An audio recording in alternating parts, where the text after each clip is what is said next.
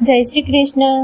माघ मास मातम्य के कल के अध्याय में हमने सुना कि गंधर्व कन्याएं ब्राह्मण पुत्र को देखती है, तभी ब्राह्मण पुत्र उन्हें श्राप दे देते हैं और गंधर्व कन्याएं सामने ब्राह्मण पुत्र को श्राप दे देती है। अब आगे वेद निधि कहने लगे कि हे महर्षि, धर्म को जल्द ही कहिए, क्योंकि श्राप की अग्नि बड़ी दुखकारक होती है। लोमश ऋषि कहने लगे कि यह सब मेरे साथ नियम पूर्वक माघ स्नान करें, अंत में यह श्राप से छूट जाएंगे। मेरा यह निश्चय है, शुभ तीर्थ में स्नान करने से शाप का फल नष्ट हो जाता है। 7 जन्मों के पाप तथा इस जन्म के पाप माघ में तीर्थ स्थान पर स्नान करने से नष्ट हो जाते हैं। इस अच्छोद में स्नान करने से अवश्य ही मोक्ष की प्राप्ति होती है। राजसूय और अश्वमेध यज्ञ से भी अधिक फल माघ मास स्नान से होता है। अतएव संपूर्ण पापों का सहज में ही नाश करने वाला माघ स्नान क्यों न किया जाए।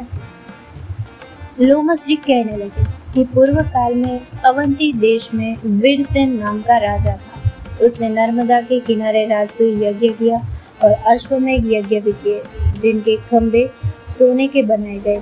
ब्राह्मणों को अन्न का बहुत सा दान किया और बहुत सी गाय, सुंदर वस्त्र और सोने के आभूषण दान में दिए। वह देवताओं का भक्त और दान करने वाला था।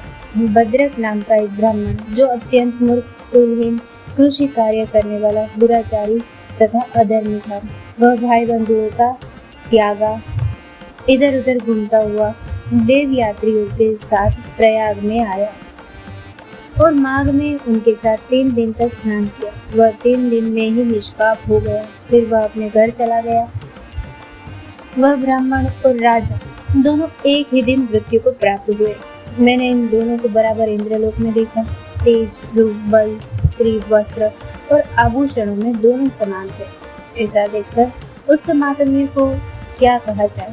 राजसूय यज्ञ करने वाला स्वर्ग का सुख भोगकर फिर भी जन्म लेता है, परंतु संगम में स्नान करने वाला जन्म मरण से रहित हो जाता है। गंगा और यमुना के संगम की हवा के स्पर्श से ही बहुत से दुख नष्ट हो जाते हैं। अधिक क्या कहें, और किसी भी तीर्थ में किए गए पाप माघ मास में प्रयाग में स्नान करने से नष्ट हो जाते हैं। मैं पिशाच मोचन नाम का एक पुराना इतिहास सुनाता हूँ। इस इतिहास को यह कन्याएं और तुम्हारा पुत्र भी सुने, उससे इनको स्मृति प्राप्त होगी। पुराने समय में देवद्युति नाम का बड़ा गंभीर और वेदों का पारंगत एक वैष्णव ब्राह्मण था। उसने पिशाच को निर्मुक्त किया था।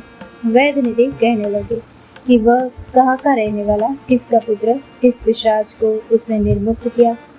अब विस्तार पूर्वक यह सब कथा सुनाइए। लोमश ऋषि ने कहा, किल्पज्ञ से निकली हुई सुंदर सरस्वती के किनारे पर उसका स्थान था।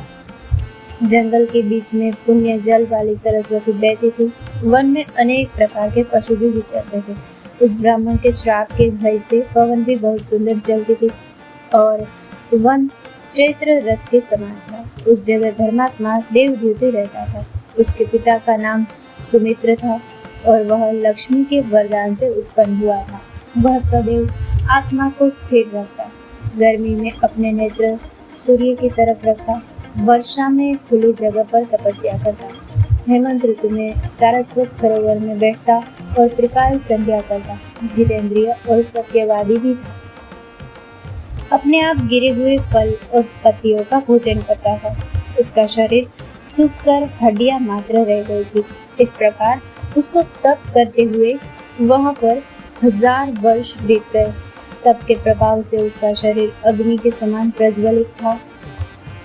विष्णु की प्रसन्नता से ही वह सब कर्म करता। दधीचि ऋषि के वरदान से ही वह श्रेष्ठ वैष्णव हुआ था। एक समय उस ब्राह्मण ने वैशाख महीने की एकादशी को हरि की पूजा कर उनकी सुंदर स्तुति तथा विनती करी। उसकी विनती सुनकर भगवान उसी समय गरुड़ पर चढ़कर उसके पास आए। चतुर्भुज, विशाल नेत्र, मेघ जैसा स्वरूप भगवान को स्पष्ट देखकर प्रसन्नता के मारे उसकी आंखों में आंसू भर आए और कृतकृत्य होकर उसने भगवान को प्रणाम किया। उसने अपने शरीर को भी याद न रखा और भगवान के ध्यान में लीन हो गया। तब भगवान ने कहा कि हे देवद्युति, मैं जानता हूँ कि तुम मेरे परम भक्त हो। मैं तुमसे अति प्रसन्न हूँ। तुम वर मांगो। इस प्रकार भगवान के वचन सुनकर प्रेम के मारे लड़खड़ाती हुई वाणी में कहने लगा कि हे देवाधिदेव, अपनी माया से शरीर धारण करने वाले, आपका दर्शन देवताओं को भी दुर्लभ है। अब आपका दर्शन भी हो गया, मुझको और क्या चाहिए?